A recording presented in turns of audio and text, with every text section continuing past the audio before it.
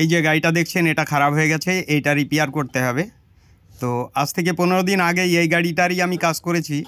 তা তখন কি পরিস্থিতি ছিল সেই বিষয়টা দেখলে আপনি বুঝতে পারবেন। আর তাছাড়া এই গাড়িটার কি খারাপ হয়েছে না হয়েছে সেটা আপনি দেখতে পাবেন এখনই।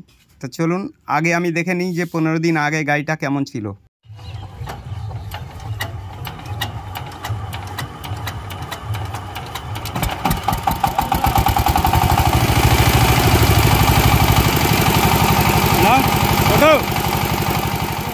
এবার আমরা দেখব যে 15 দিন পরে আমি রিপেয়ার করার পরে ইঞ্জিনের সাউন্ডটা কেমন হলো। এটা দেখুন তারপরে বলছি।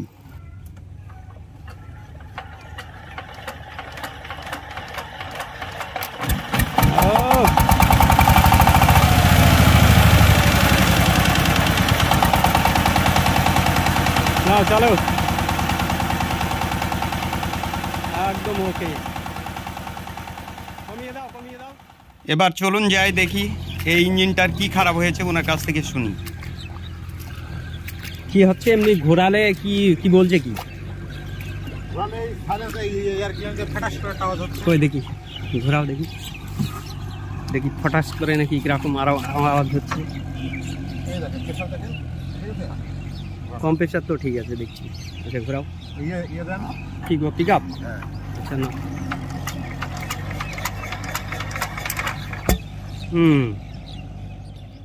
আপনি তো নিজেই বুঝতে পারলেন যে একটা শব্দ আসলো এয়ার ক্লিনারের মধ্যে দিয়ে ধূপ করে। তা এটা কেন হয়, এটা যদি ট্যাফিড ক্লিয়ারেন্স অ্যাডজাস্ট নষ্ট হয়ে যায়, বা দেখা যাচ্ছে যে ট্যাফিডের নাট যদি ভেঙে যায়, বা দেখা যাচ্ছে যে পুশ রড পড়ে যায়, তবেই এই জিনিসটা আসে। তা এর হয়েছে কি, এর পুশ রড কিন্তু পড়ে গিয়েছে, অ্যাডজাস্টিং স্ক্রুটা খুলে গেল, যাওয়ার পরেই পুশ রডটা পড়ে গেছে, যার জন্যেই কিন্তু এই সমস্যাটা এসছে।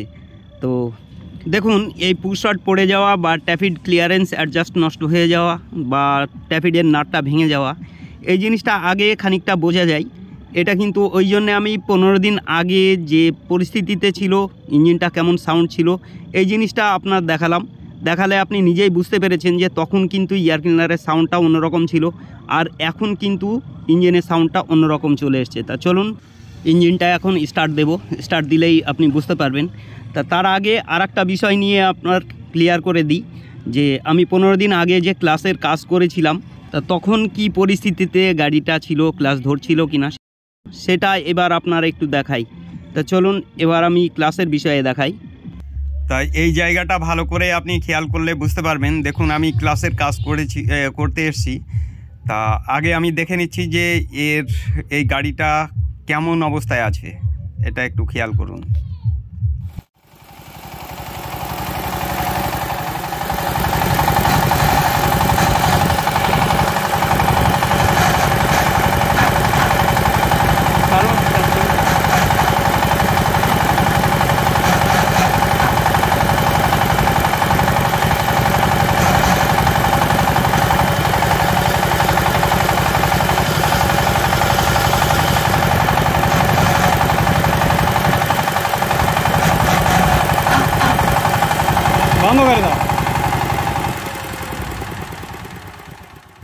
এখানে দেখতেই পেলেন যে ক্লাসের প্রবলেম আছে, যার জন্যে ও ঠিকঠাক গিয়ার পড়ছে না, বা ক্লাস ছাড়লেও যাচ্ছে না, বা ক্লাস টানলে দাঁড়াচ্ছে না। তা এই বিষয়টা একটু ভালো করে খেয়াল করুন যে ক্লাস সুস্থ থাকলে কি পরিস্থিতিতে চলে, আমি সেই জিনিসটা এবার আমি দেখাই। চলুন, আমরা কাজ তো করে ফেললাম, এবার দেখি স্টার্ট দিয়ে কি বলে। মারো।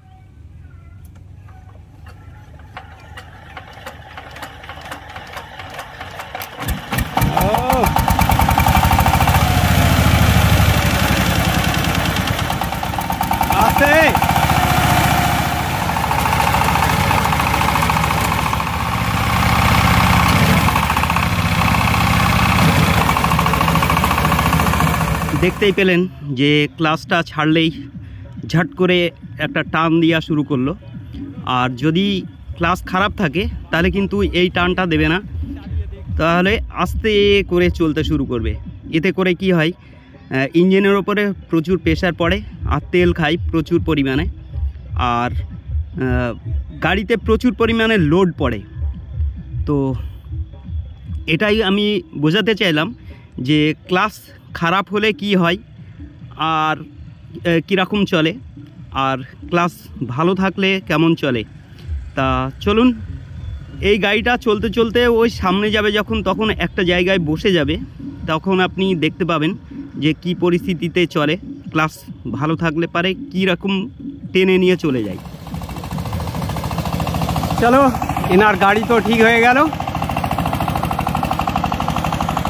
বাবা বসে যাচ্ছে, কি ব্যাপার, চটচট করে বসে যাচ্ছে ওইখানটায়।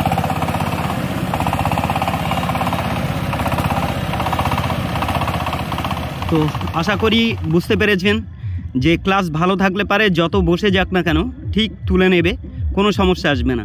তবে ক্লাস যদি খারাপ থাকে তাহলে ওই জায়গাটায় গাড়িটা ফেসে যেত, আর টানতে পারতো না, ওইখানটাই পড়ে থাকতো। তা যাই হোক, ক্লাস ভালো আছে ওই জন্য টেনে নিয়ে চলে আসে।